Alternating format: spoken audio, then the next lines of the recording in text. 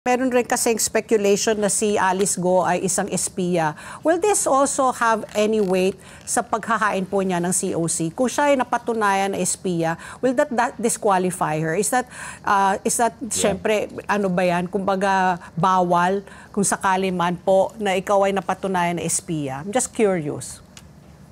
Yeah, again, yung walang discretion ang ating COMELEC field officials sa pagtanggap ng mga COC provided complete. Pero ang tanong, ano ang gagawin ng COMELEC pag natanggap na ang COC? Meron bang magkakaso sa kanya, let's say for pagsisinungaling sa COC dahil sinabi niya doon naturalized citizen siya pero hindi pala, pwedeng merong magkaso laban sa kanya. Pero ang baka gawin sa kanya ayon sa mga pronouncements ng ating COMELEC na baka kahit nga walang kaso, dahil nga sa mga pending cases niya, i-cancel ang kanyang COC and therefore tatanggalin siya hindi siya masasama sa balota. Kaya kahit nga sabi nga ang balita nga baka walang hearing na yan administrative na yan in nature, ka-cancel na. Then once makuha ni Alice Go ang desisyon ng COMELEC na hindi siya ilalagay sa balota or ikakansela ang kanyang COC, yun ang panahon para iangat niya sa Supreme Court yung decision, resolution ng ating COMELEC.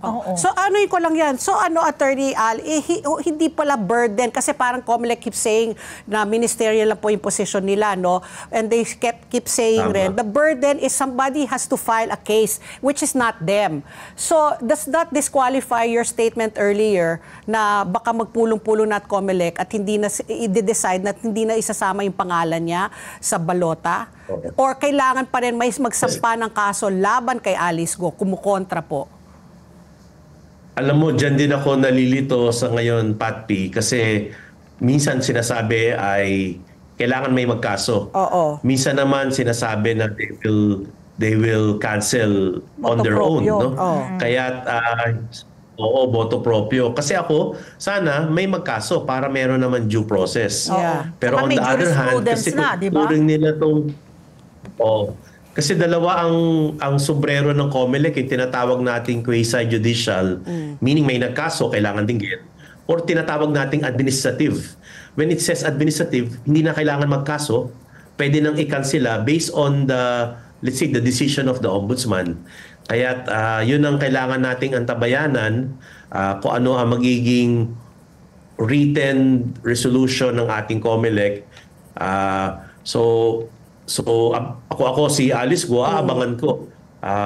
I-cancel na ba nila kaagad outright?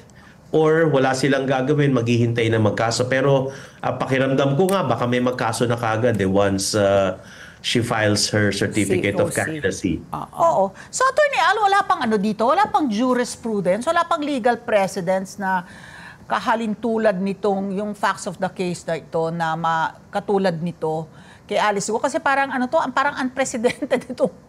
Kaso bigyan natin yung halimbawa ni former Congressman Halusos.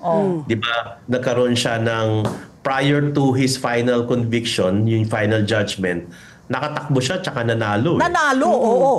Pero at some point, tumakbo siya ulit pero meron ng naging final judgment ang ating Supreme Court.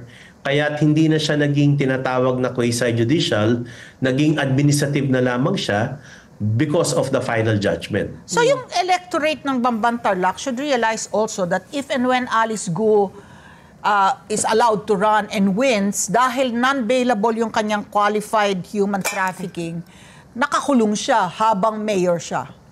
Ganun ang mangyayari at si Vice Mayor will become the acting mayor. So pwedeng manalo kahit mga nakakulong at this is not the first time na mangyayari ito sa Pilipinas. So if ever nga she will be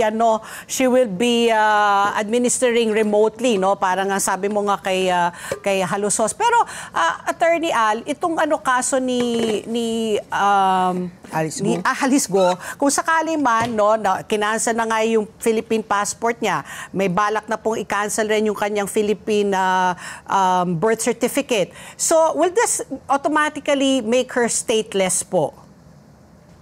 Hindi naman kasi cancellation of the passport does not make you stateless. No, the birth certificate.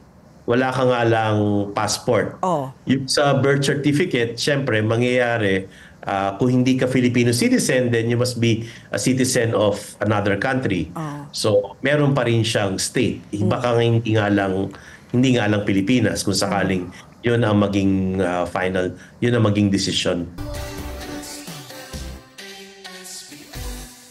Let's get together. Sunday 25. Sunday 25.